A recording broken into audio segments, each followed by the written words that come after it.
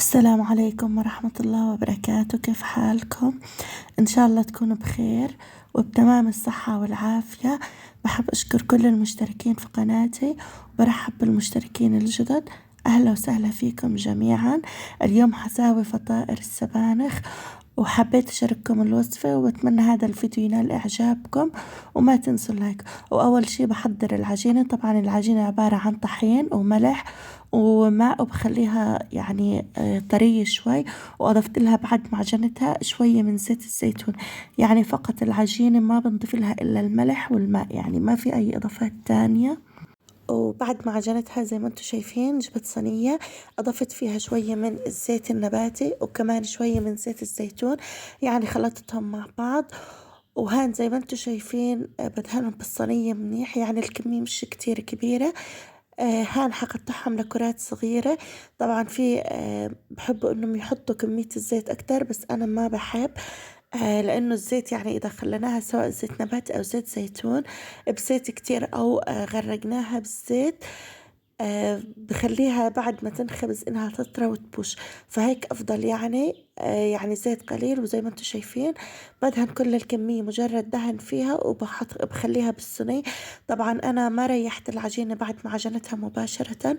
بعد ما قطعها لكرات حتركها ترتاح اقل شي نص ساعة، يعني حغطيها وحتركها ترتاح وهي مقطعة لكرات عشان تسهل فردها. طبعا هاي العجينة لانه ما عليها خميرة، ما عليها بيكنج باودر، ما بتاخد وقت يعني انه نخليها يعني تخمر.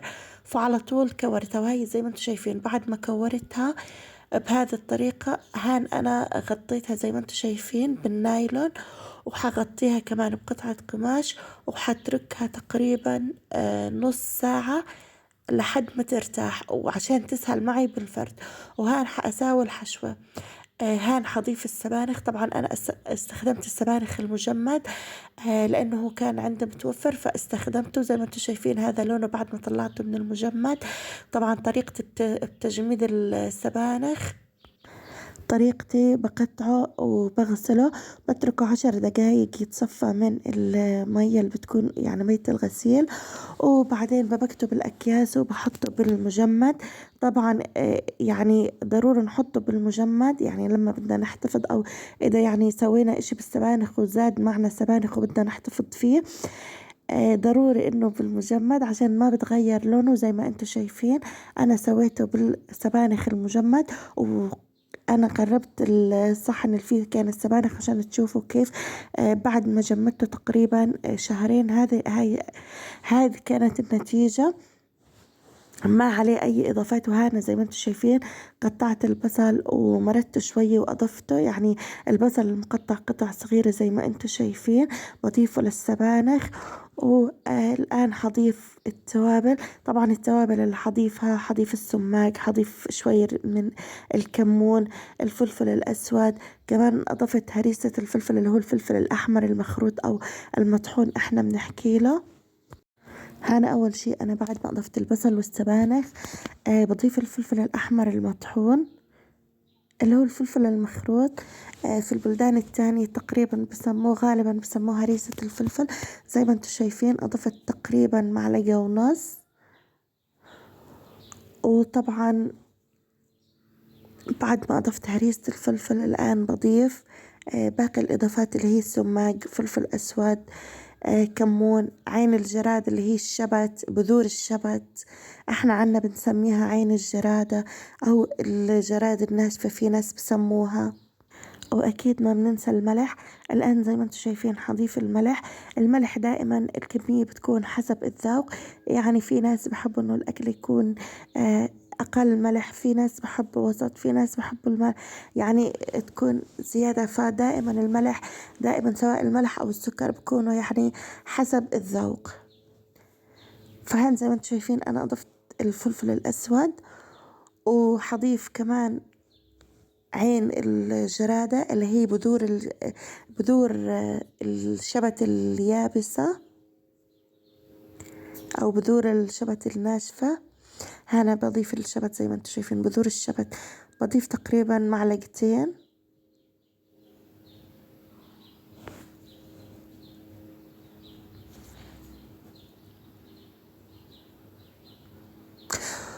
وطبعا هاي الوصفة لازم نضيف فيها كمية حلوة من السماق، لأنه السماق يعني ضروري فيها، ويعني هو بعطيها الطعم الأطيب. هان زي ما انتم شايفين أنا بضيف السماق المطحون.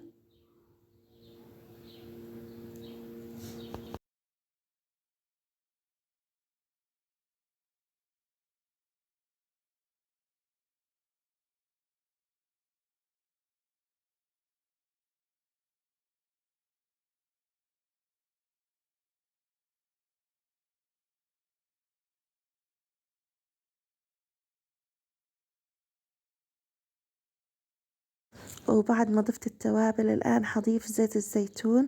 زيت الزيتون ضروري، بعطيها طعم كتير طيب. بعطيها يعني نكهة كتير طيبة زيت الزيتون. ما بنفع نضيف لا سمن ولا بنفع نضيف زيت نباتي، فقط في الحشوة بنضيف زيت الزيتون، وبنضيف كمية منيحة. يعني كل ما أضفنا زيت الزيتون بيعطيها طعم أطيب. وهان زي ما انتم شايفين الآن أضفت كل الإضافات، فالآن بخلطهم مع بعض، وهيك بعد ما أخلطهم مع بعض بتكون الحشوة جاهزة. كتير سهلة وكتير بسيطة وطعمها كتير كتير طيب، جربوها مش حتندموا. طبعا الحشوة للي بحب ممكن انه نشوحها على النار، وممكن نسويها بالطريقة اللي انا سويتها. على الحالتين طيبة، لكن انا بفضل يعني هاي الطريقة اني اخليهم ني يعني ويستووا بالعجين، بيعطوا طعم كتير اطيب. طعم بعطوه كتير، يعني الطعم بكون كتير طيب. وهان انا كنت تركت العجينة تقريبا مدة زيادة عن نصف ساعة. الان حبدأ اشتغل فيها، حفرد العجينة. زي ما انتم شايفين العجينة بعد ما ارتاحت والحشوة صارت جاهزة، الآن حاخد حبة حبة من العجين وحفرده بصينية كبيرة. وبعد ما أفرده بصينية كبيرة حقسم الحبة من النص، لأنه كل حبة حتساوي لي حبتين من فطير السبانخ. يعني كل كرة من العجين حتساوي طبعا الحجم الصغير زي ما انتم شايفين، لأنه أنا حفردها وبدي إياها يعني تكون مثل الرقائق عشان تطلع مقرمشة. وهان زي ما انتم شايفين بفرد العجينة زي ما انتم شايفين بعد ما ريحتها بتنفرد بكل سهولة. طبعا إذا العجينة عجنتها وكورتها واشتغلت فيها على طول ما ريحتها حتتقطع العجينة، وإذا أضفت لها كمية كبيرة من الزيت كمان حتتقطع. وكمان لو ما تقطعت وإحنا نشتغل فيها بعد ما تنخبز حتحسوا الفطيرة طرية ومش مقرمشة، ويعني حتكون مثل البايشة. فدائما الزيت بكون بالمعقول، يعني أفضل إنه ندهن الصينية دهن ونكور كرات العجين فيها، بعدين نتركهم يرتاحوا يعني مدة نص ساعة أقل شي، بعدين نشتغل فيهم. وزي ما انتم شايفين كل كرة بعد ما بفردها بقصها من النص، وبعد ما بقصها من النص زي ما انتم شايفين بحشيها بالحشو اللي حشوة السبانخ والبصل، بعدين بشكلها على شكل حلزوني. وكل كرة من العجين حتساوي معي حبتين من فطائر السبانخ. وزي ما انتم شايفين العجينة لما بفردها بتكون شفافة، يعني رقيقة جدا، يعني بتكون العجينة شفاف، يعني حتى لو دخلت ايدي من تحت العجينة ايدي حتبان. وزي ما انتم شايفين بعد ما شكلتها بالشكل هذا حلزوني، هلا هيك صارت جاهزة. هلا حشكل العجينة الثانية وباقي الكمية حستمر يعني بتشكيلها على نفس الطريقة. طريقة تشكيلها كتير سهلة، وكمان سريعة التحضير، ما أخذت مني وقت كتير. بتمنى هذا الفيديو يكون نال إعجابكم، وبشكر كل اللي لحتى الآن معي بالفيديو بشاهدوا هاي الوصفة، وبتمنى ما تكونوا نسيتوا اللايك فضلا وليس أمرا. وطبعا هاي الطريقة اللي احنا معتمدينها بالتشكيل اللي هي الطريقة الحلزونية.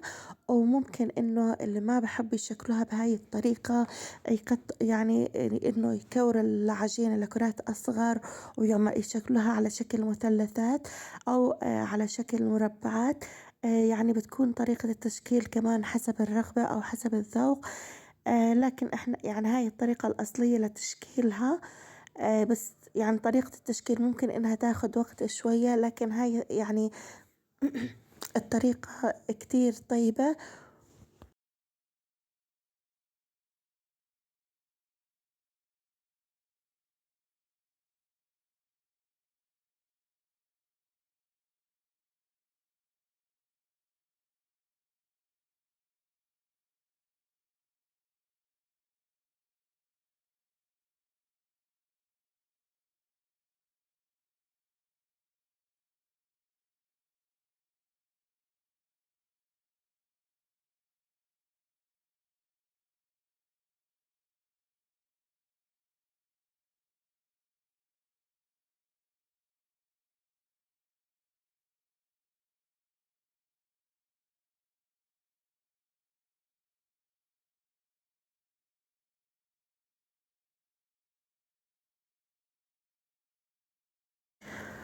وهنا بعد ما حشيتها أو بعد ما شكلتها هذا كان الشكل النهائي.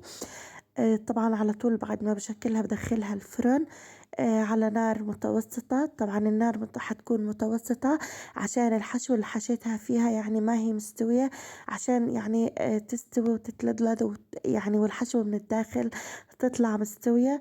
فما حعلي النار عليها كتير لأنه دعلينا عليها النار كتير، ما حتطلع مستوية من الداخل. وهذا الشكل النهائي بعد ما خبزتها.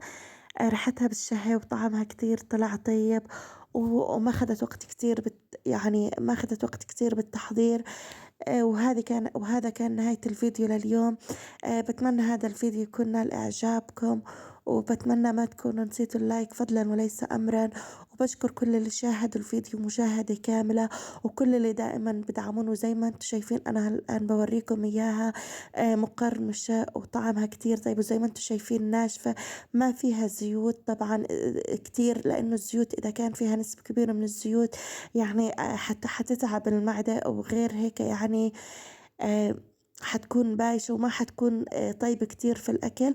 فزي ما انتم شايفين هاي طريقتي بتحضيرها، وهاي الطريقة يعني طريقتي اللي أنا بحبها وبحب يعني أسوي فيها السفيحة إحنا عنا اسمها هاي الأكل السفيحة. وهان زي ما انتم شايفين بعد ما فضيتها وصارت جاهزة للأكل. بتمنى هذا الفيديو يكون نال إعجابكم، وما تنسوا اللايك فضلا وليس أمرا. والآن بترككم بأمان الله وحفظه.